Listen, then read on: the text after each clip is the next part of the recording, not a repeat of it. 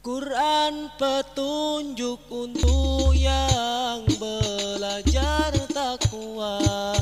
Mereka atas petunjuk dan sungguh untuk. Assalamualaikum warahmatullahi wabarakatuh.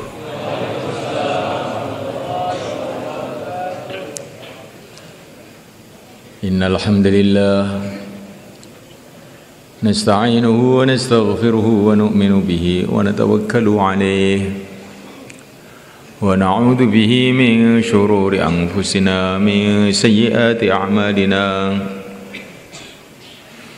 من يهديه الله فلا مضل له ومن يضلل فلا هادي له. أشهد أن لا إله إلا الله وحده لا شريك له وأشهد أن سيدنا ومولانا محمدا عبده ورسوله. اللهم صل وسلم وبارك عليه وعلى آله وأصحابه والتابعين لهم إلى يوم القيامة. أما بعد، فقد قال في كتابه الكريم: إن الذين قالوا ربنا الله ثم استقاموا تتنزل عليهم الملائكة ألا تخافوا ولا تحزنوا وأبشروا بالجنة التي كنتم توعدون. نحن أولياؤكم في الحياة الدنيا وفي الآخرة ولكم فيها ما تشتهي أنفسكم ولكم فيها ما تدعون نزلا من غفور رحيم.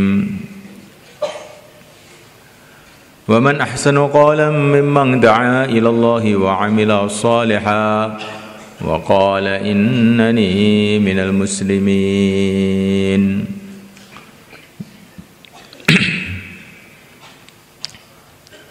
Hadirin yang dimuliakan Allah Ta'ala, majelis kita ini adalah majelis usaha.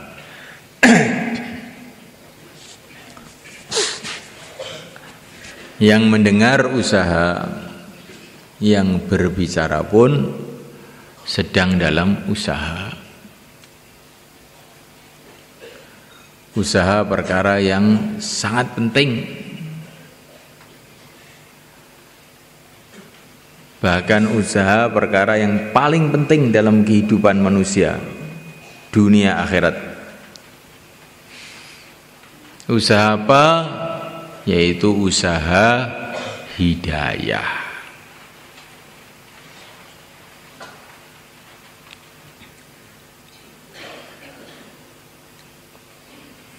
Hidayah ini kalau sudah masuk dalam hati seseorang, maka dia tahu yang benar yang salah. Pertama kali dia tahu dan yakin bahwa dunia ini Allah yang menciptakan. Di dunia ini hanya Allah yang berkuasa. Ini kalau hidayah masuk itu begitu. Sebelum hidayah masuk itu hati itu gelap. Perasaannya yang berkuasa itu manusia, yang berkuasa itu raja-raja, yang berkuasa itu Amerika, Cina, Belanda, Jepang. Itu sebelum hidayah masuk dalam hati. Ketika hidayah masuk dalam hati, orang tuh paham, oh ternyata ini manusia itu tidak berkuasa. Yang menciptakan manusialah yang berkuasa. Kalau manusia ini kuasa, nggak ada manusia mati. Nyatanya manusia itu mati semua, menunjukkan manusia tidak berkuasa. Manusia itu lahir dari perut ibu, dari tempat kencing, dalam keadaan lemah, tidak punya kekuatan apa-apa.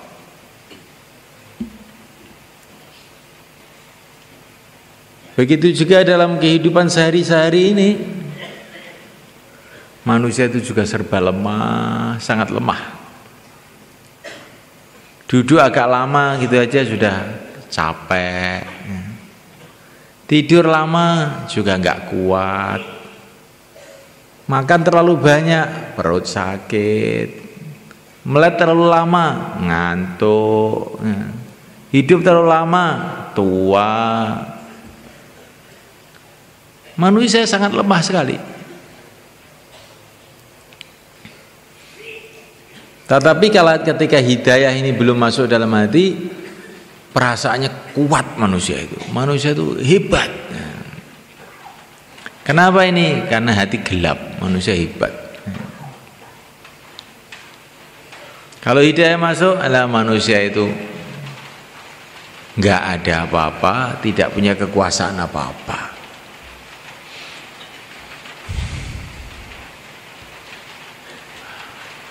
Ketika hidayah ini belum masuk, maka hati ini perasaannya dunia ini besar, hebat dunia ini. Tapi setelah hidayah itu masuk dalam hati, dunia ini kecil, akhirat yang besar. Dunia ini sebentar, mampir ngombe, nggak pantas dicita-citakan, nggak pantas dibangga-banggakan. Akhiratlah yang besar, yang kekal abadi, yang selama-lamanya.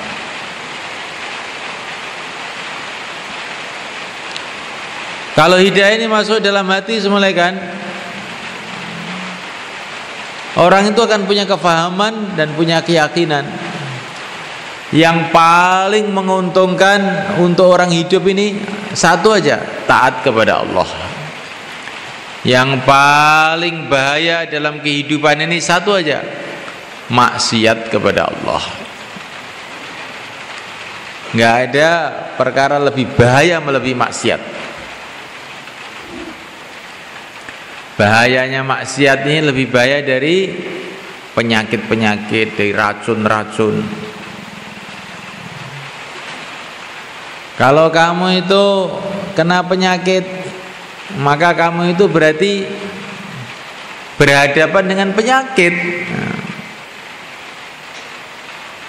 Tapi kalau kamu itu maksiat, berarti kamu ini musuhan dengan pencipta alam semesta. Apa enggak bahaya itu? Kalau bahayanya seluruh penyakit, bahayanya seluruh bahaya, bahayanya seluruh senjata, bahayanya seluruh racun, bahayanya marahnya raja-raja, marahnya manusia, marahnya teman, marahnya mertua, marahnya istri, marahnya jin, marahnya setan,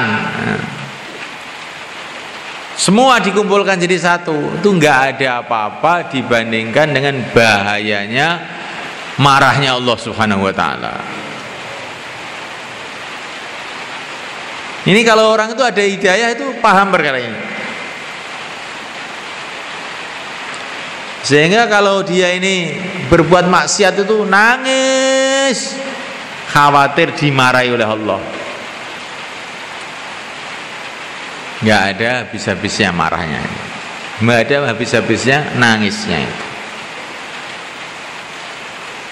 Seperti Nabiullah Adam alaihissalam pernah berbuat salah sekali, itu pun tidak sengaja karena lupa, sama sekali tidak sengaja, tapi beliau nangis bertahun-tahun saking takutnya, karena beliau paham bahayanya marahnya Allah itu bahaya betul.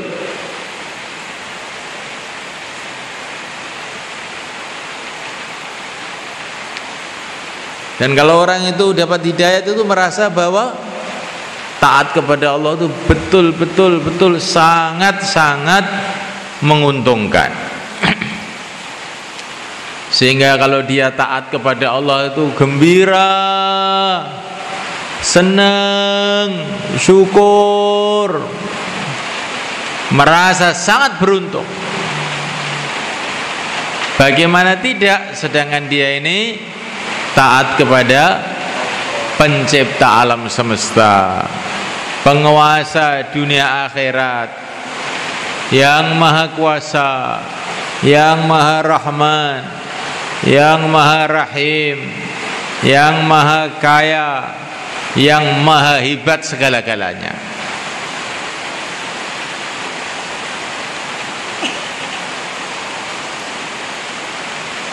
Memuliakan Allah Subhanahu wa taala. Ini kalau hidayah masuk di dalam hati.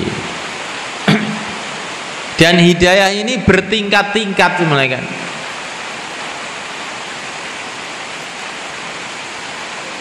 Tingkatan pertama, orang itu paham, yakin bahwa yang berhak disembah hanya Allah, dan bahwa baginda Muhammad adalah utusan Allah.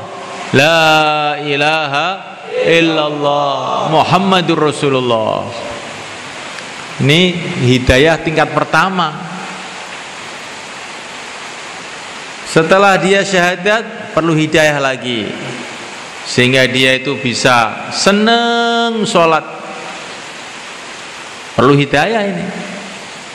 Kalau tidak dikasih hidayah oleh Allah, sudah syahadat juga nggak mau sholat, ataupun sholat dengan males, sehingga sholatnya itu digambarkan Nabi seperti gumbal bosok.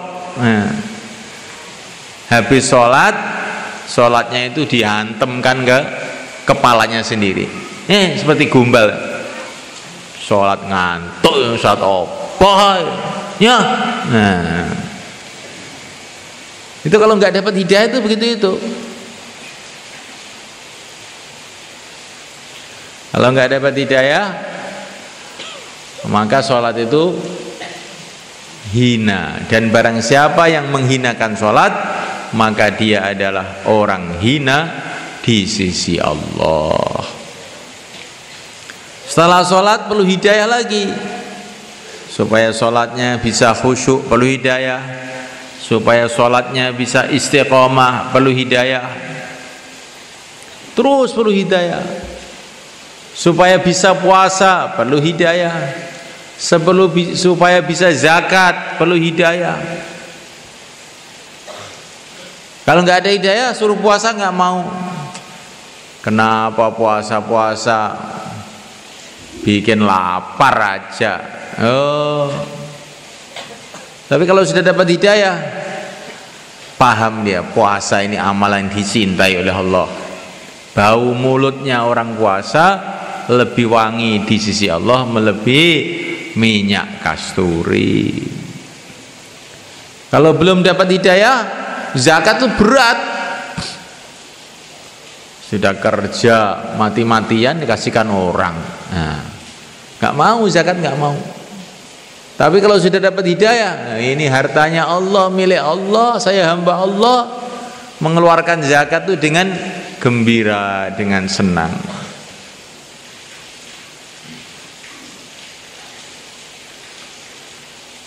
Setiap amalan perlu hidayah. Haji perlu hidayah, umroh perlu hidayah, zikir perlu hidayah, mencari ilmu perlu hidayah. Ini perlu hidayah semua. Kalau nggak dikasih hidayah oleh Allah, mencari ilmu juga nggak mau. Untuk apa ilmu agama? Ilmu-ilmu dunia, belajar mengenai dunia dianggap besar. Tapi ilmu agama, ilmunya para nabi, para rasul dianggap kecil ketika belum dapat hidayah. Setelah dapat hidayah, oh ini ilmu besar, ini ilmu agama ini, ilmu yang dibawa para nabi ini. Ilmu dunia itu kecil, dunia itu sendiri kecil. Dunia ini dikatakan Nabi seperti sayap nyamuk, kecil dibandingkan akhirat, kecil. Orang itu menganggap dunia besar ketika belum tahu akhirat. Ketika sudah tahu akhirat, dunia ini kecil. Nah, ini perlu hidayah untuk punya kefahaman seperti ini. Untuk amal agama kita perlu hidayah. Dan belum cukup. Setelah amal agama kita perlu mendakwahkan agama ini. Tapi ini perlu hidayah sebenarnya. Kalau orang nggak dapat hidayah, suruh dakwah ya nggak mau. Dakwah, badannya sendiri masih jelek kok dakwah. Tapi kalau orang sudah dapat hidayah, justru kita masih jelek itu kita harus dakwah supaya kita jadi baik. Kalau kita mau memikirkan umat, ingin perbaikan umat, maka kita sendiri akan mudah jadi baik. Kalau orang sudah dapat hidayah, ngajak orang tuh seneng gitu. Karena kalau ngajak orang berarti kita sayang sama umat. Kalau sayang sama umat, disayangi oleh Allah. Ini perlu hidayah. Dan dakwah ini juga tingkat-tingkat hidayahnya itu. Ada orang, pokoknya saya dakwah untuk pesantren saya saja, saya dakwah untuk kampung saya saja, saya ingin dakwah untuk negeri saya saja. Nah, oleh karena Allah, supaya kita ini bisa dakwah seperti Rasulullah dulu, dakwah seluruh alam, perlu hidayah ini. Kalau sudah hidayah masuk, hidayah dakwah itu masuk, maka orang itu akan paham dakwah itu harus seluruh alam. Dan dakwah seluruh alam itu tidak sulit, mudah. Justru dakwah hanya untuk satu kampung saja itu malah sulit mereka. Kalau dakwah itu seluruh alam malah mudah. Dakwah itu seperti orang jualan tahu mereka. Kalau kamu jualan tahu ada peraturan, kamu jualan tahu hanya di Temboro saja, ke Temenggungan nggak boleh, kan malah sulit itu semuanya kan. Malah nanti tahunya bisa bosok kalau orang Temboro nggak mau beli. Tapi ketika kamu jual tahu kemana saja boleh, seluruh dunia, oh tambah mudah. Begitu juga dakwah. Dakwah itu kalau satu daerah saja itu malah sulit. Dakwah seluruh alam itu jadinya malah mudah. Betul nggak semuanya? Iya semuanya. Seperti kemarin itu datang jamaah dari India ke sini, datang jamaah dari Perancis, datang jamaah dari macam-macam negara, ya kan? Maka kita jadi ikut semangat. Coba kalau dakwah itu yang dakwah orang Jawa tok gitu kan, lama-lama juga lemes sebenarnya kan. Bolak-balik ketemu irung pesek. Jadi kalau dakwah ada Arabnya, ada Belandanya, ada Cinanya, ada orang hitamnya, ada orang putihnya, maka kita jadi semangat. Tapi dalam arti dakwah seluruh alam sulit, tidak. Dakwah seluruh alam itu mudah. Nyatanya Rasulullah SAW di Madinah, tapi kok agama sampai di Temboro. Dulu tidak ada kereta api, tidak ada mobil, tidak ada pesawat. Kok bisa? Menunjukkan dakwah seluruh alam itu mudah. Tidak harus ada kapal, tidak harus ada mobil, tidak harus ada pesawat. Zaman Nabi nggak ada apa-apa. Kok agama sampai kemana-mana seluruh dunia? Menunjukkan dakwah seluruh dunia itu mudah.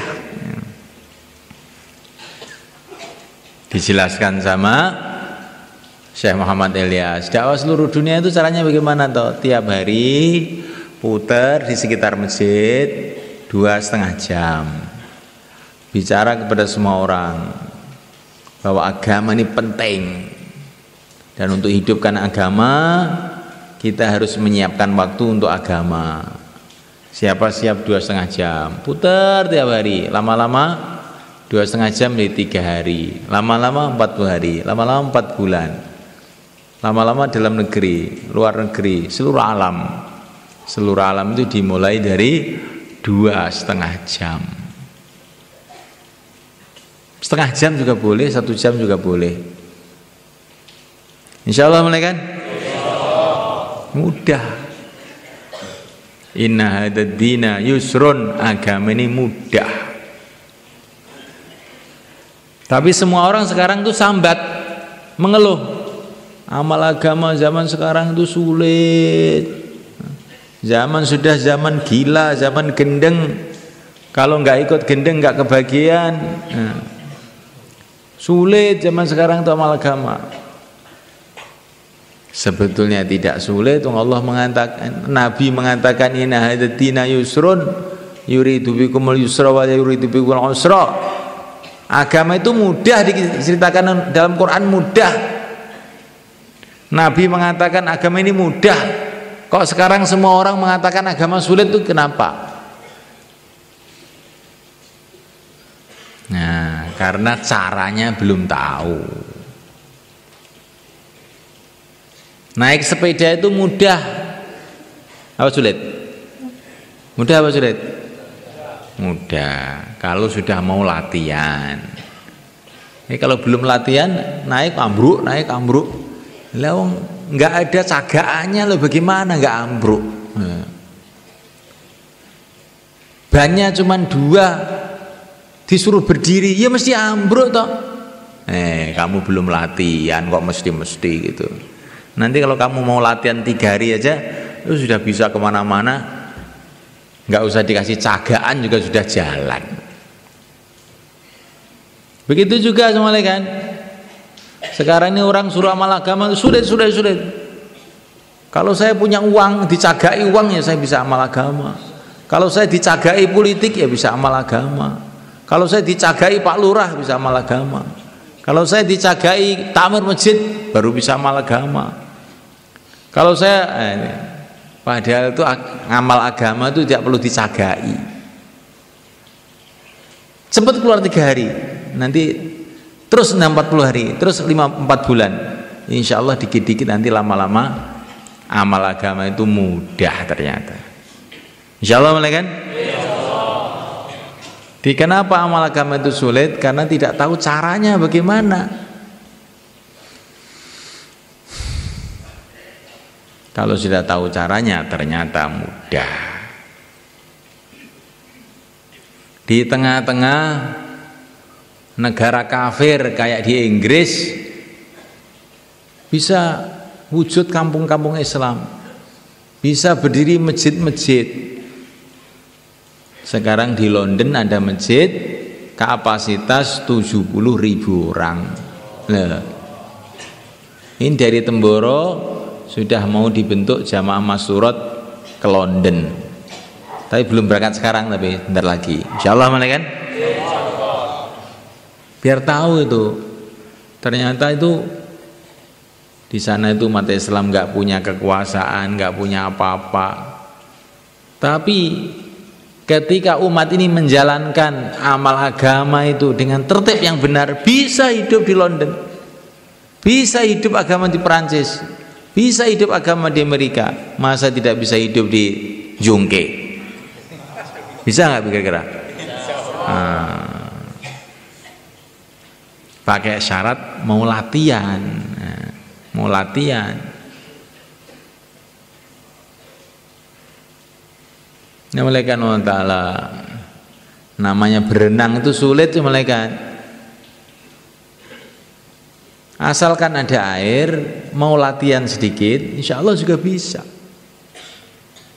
Kalau belum latihan, orang kau disuruh mencebur ke kolam, apa saya ini kodok apa? Ya nggak bisa, mesti tenggelam mati saya. Jangan begitu, latihan dikit gitu loh. Tangannya digerak-gerakkan, kakinya digerak-gerakkan, latihan. Pertama kali ya lep begitu, kedua kali lep, lama-lama terus bisa mengapung, ngambang. Nah itu kalau kira-kira itu ada kolam renang, terus ada mau latihan, tempatnya di Temboro, bisa nggak? Bisa nggak kira-kira? Kalau mau latihan bisa, insya Allah dengan izin Allah. Lah kalau kolamnya ada di Amerika sana, kira-kira bisa nggak? Bisa. Lah kalau kolamnya di Madura, bisa nggak kira-kira? Sama aja, tapi pakai syarat ada kolamnya dan ada airnya juga loh. Ini kolam tok nggak ada airnya. Terus mau latihan, cuma gitu aja. Tapi kalau nggak mau latihan dan nggak ada kolam, di mana saja ya nggak bisa. Nah ini untuk memahami perkara ini perlu hidayah semuanya kan. Perlu hidayah. Kalau hidayah itu masuk dalam hati, oh ternyata amal keagamaan ini bisa di mana saja. Lah takmir masjid nggak boleh lah Pak, untuk dakwah nggak boleh. Rasulullah dulu tidak punya masjid. Ada masjid, Masjidil Haram, takmirnya juga nggak boleh. Takmirnya Abu Jahal nggak boleh.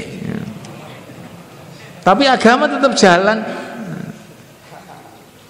Agama tetap jalan.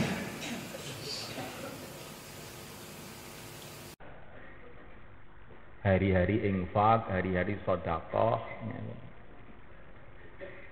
hari-hari mensyukuri nikmat Allah.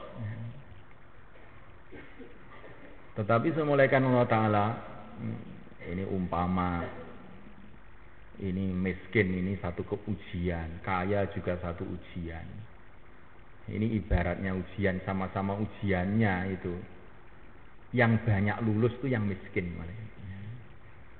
Jadi kita ini namanya ujian SMA begitu. Kalau miskin itu soalnya itu cuma sedikit dan mudah-mudah gitu. Nah kalau yang kaya itu soalnya banyak dan sulit-sulit. Maka Nabi mengatakan ahli surga itu paling banyak adalah orang miskin, karena orang miskin itu ujiannya sedikit gitu, nggak banyak, urusannya sedikit. Bagaimana semulaikan? Akhirnya orang kaya pun syukur dan khawatir, orang miskin pun syukur dan khawatir juga, khawatir kalau tidak ridho dengan kemiskinannya itu.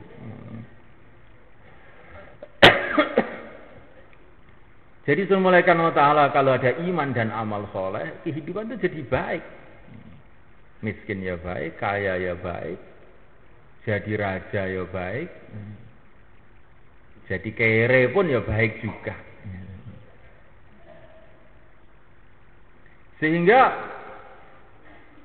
orang yang miskin, yang fakir itu tidak ada cita-cita ingin jadi raja. Dan sehingga raja itu jadi tawadhu. Sekarang ini di dunia saya yang raja, tapi mungkin nanti di akhirat ya orang-orang miskin inilah yang akan jadi raja.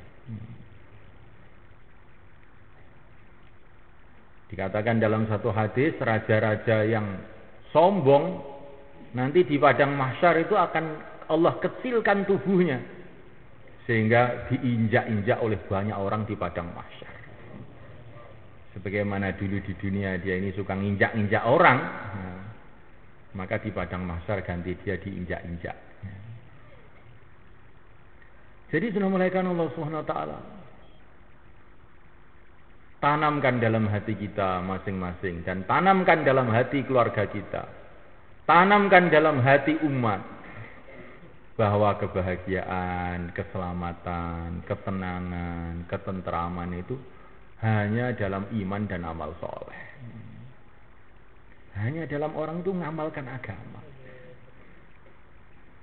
Orang yang mengira kaya jadi bahagia, ini adalah satu kekeliruan.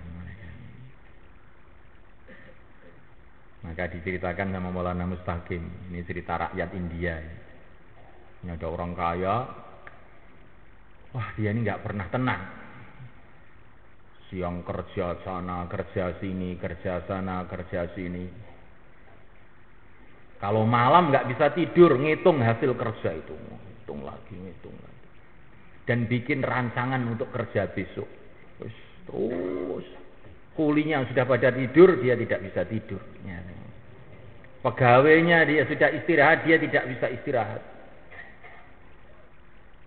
Rancangan kerja, hasil kerja, peningkatan kerja, terus gitu. Enggak bisa istirahat. Tapi tetangganya itu orang miskin, kelihatannya tenang, tentram, bahagia, tidur nyenyak, masya Allah. Nggak pernah bicara apa-apa, program-program nggak pernah, bisnis nggak pernah. Jalan apa ada. Hanya pertolongan saya harap, hanya Allah yang saya mohon. Allah berkuasa, makhluk tidak kuasa. Ya Allah, tolonglah aku. Kedua kali amalan kita ini lurus. Amalannya lurus, jangan sampai buat maksiat. Kemudian yang ketiga, kita ini punya sifat-sifat yang lurus. Sifat-sifat yang dicintai oleh Allah. Ada sifat takwa. Sifat takwa itu, hati itu ada rasa takut kepada Allah. Wa'alamu annallaha ma'al muttaqin. Allah akan bersama, akan menolong orang takwa, orang yang hati dipenuhi dengan rasa takut kepada Allah. Ada sifat sabar, innallaha ma'as sabirin.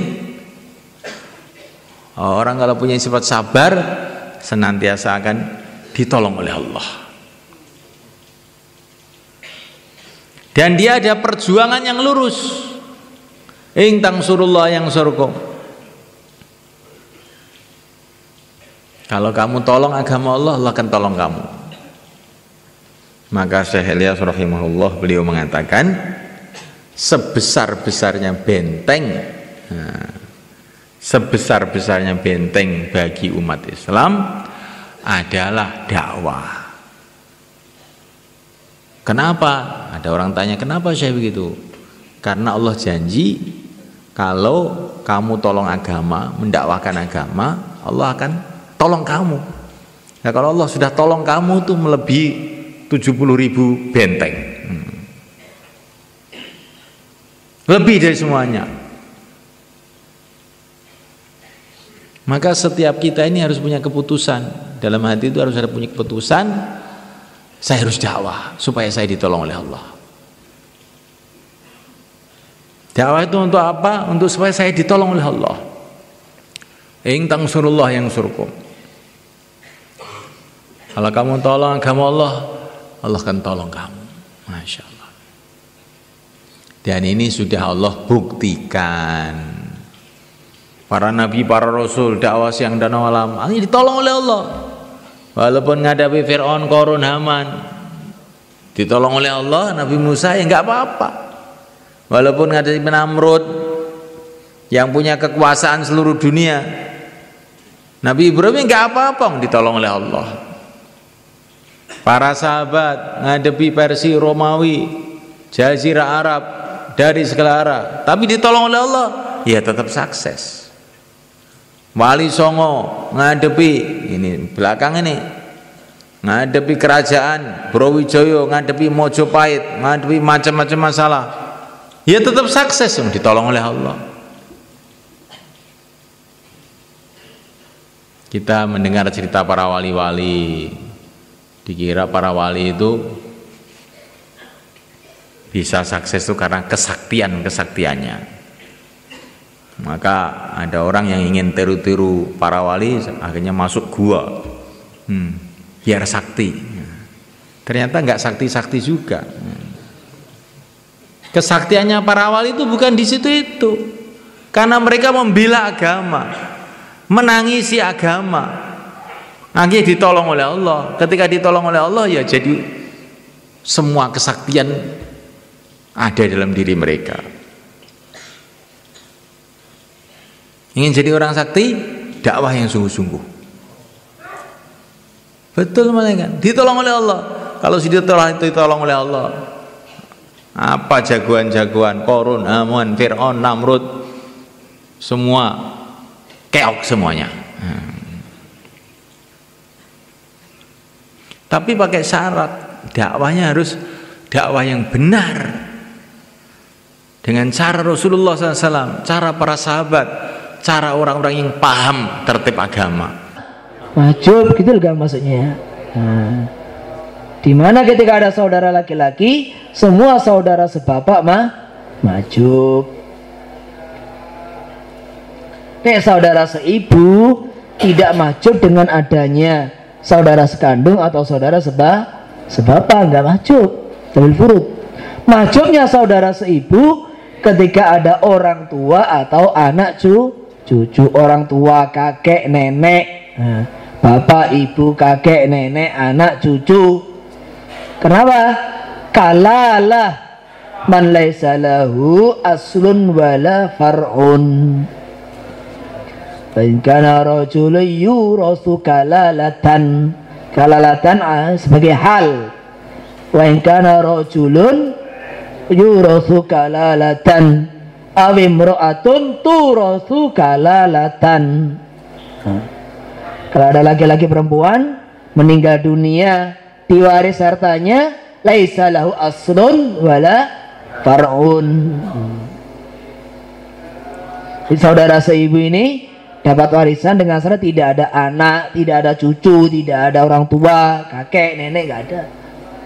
Tapi keberadaan saudara sekandung sebapak tidak menghalang-halangi bagian saudara seibu. Nah, sampai di sini. Apalagi? Paham, Tuan? Itu semua rapinya.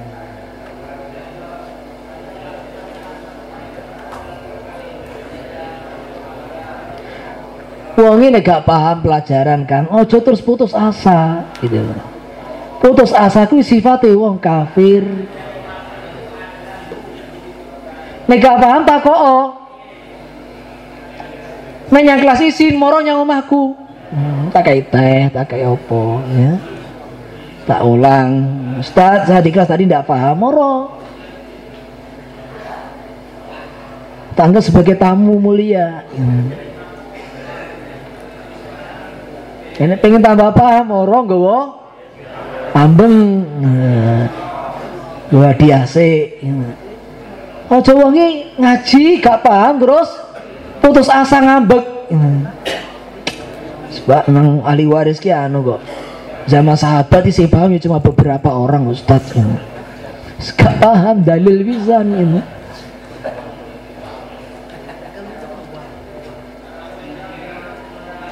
Ya nah. Terimalah kami. Nah, nanti tiba-tiba belum apa-apa hidayah sudah masuk di rumah kita. Itu terjadi sering malaikat. Seperti para sahabat dulu juga begitu. Kampung-kampung yang mereka belum datangi tiba-tiba masuk Islam.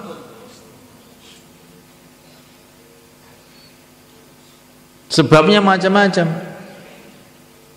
Ada yang sebabnya itu ada serigala, asu ajak itu, tahu-tahu ngomong ngajak masuk Islam.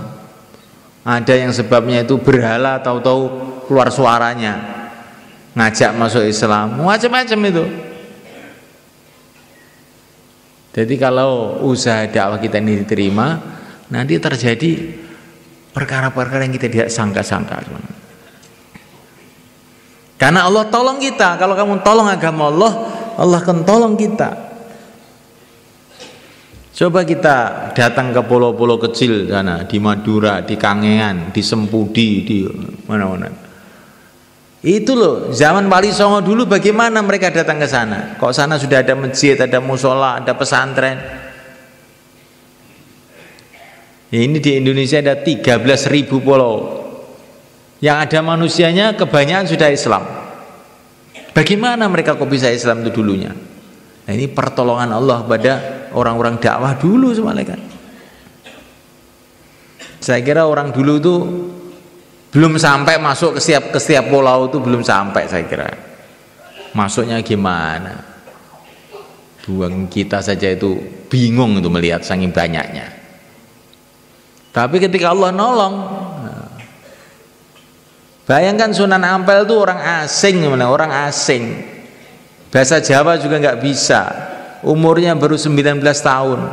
Kok tahu tuh orang Jawa pada masuk Islam, rajanya masuk Islam, rakyatnya masuk Islam. Kalau nggak ditolong oleh Allah gimana? Nggak masuk akal. Itu zaman dulu. Sekarang zaman sekarang itu juga. Lo di Inggris, lo di Perancis kok orang-orang pada berbondong-bondong masuk Islam. Ini kalau bukan pertolongan Allah bagaimana? Mungkin.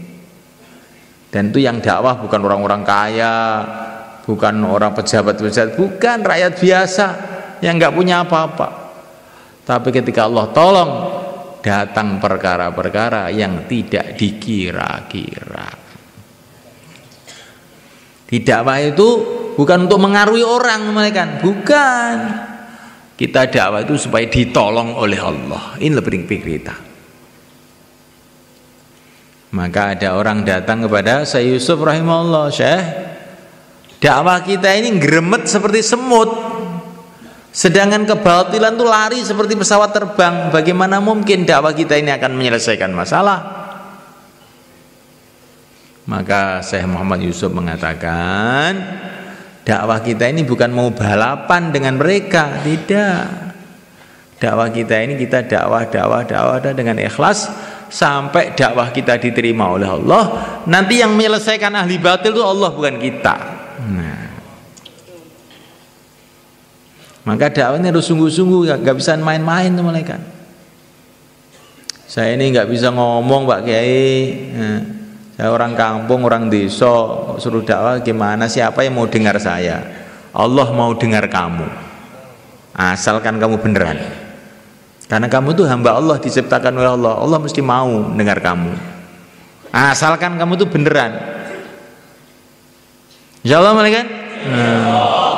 Dakwah itu bukan dari kekuatan orang dakwah itu, tapi dari hubungan dia kepada Allah Subhanahu wa taala. Kalau dakwahnya diterima, nanti macam-macam hal-hal yang tidak disangka akan datang sebenarnya. Maka dakwah itu penting nggak sebenarnya? Maka umat Islam itu sejak zaman dulu suksesnya, hebatnya ketika mereka dakwah.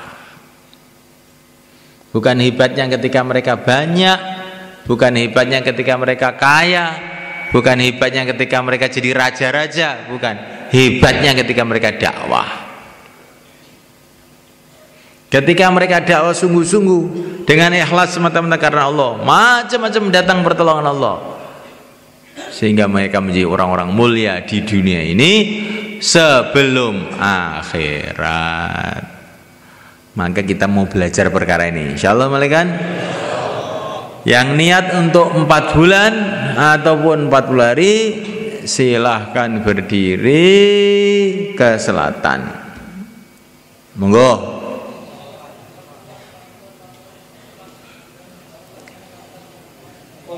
Orang-orang kampung yang akan menemani jamaah santri, monggo ngidul. Ini saya taskil orang kampung dulu. Tiang-tiang kampung sing badhe ngancani niki santri-santri medal sekawan wulan apa sekawan dosa dinten, monggo jumeneng.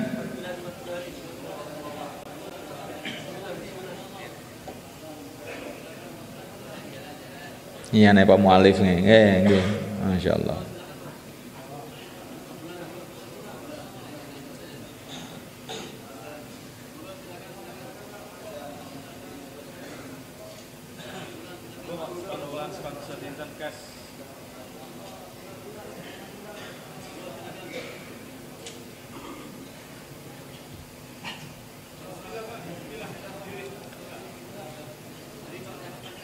Monggo sedaya mawon.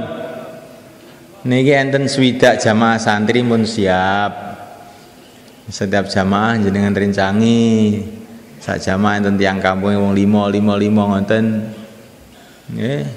Peluang 300 mawon. Nggih.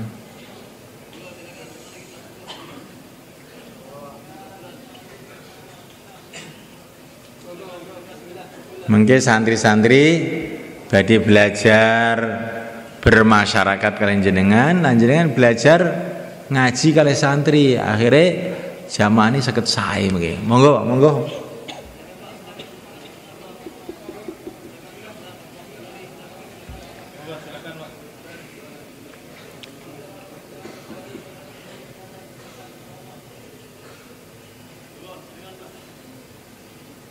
Sedaya nggih sing badhe medal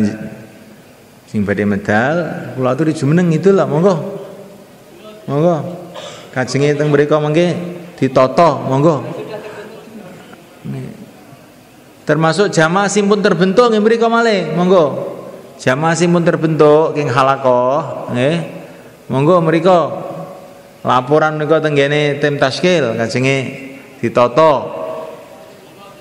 Dalu niki kajenge dimusyawarahaken monggo.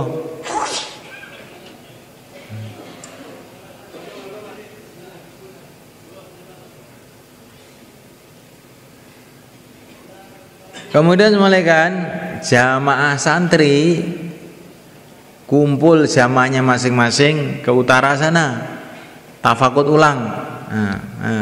Silakan.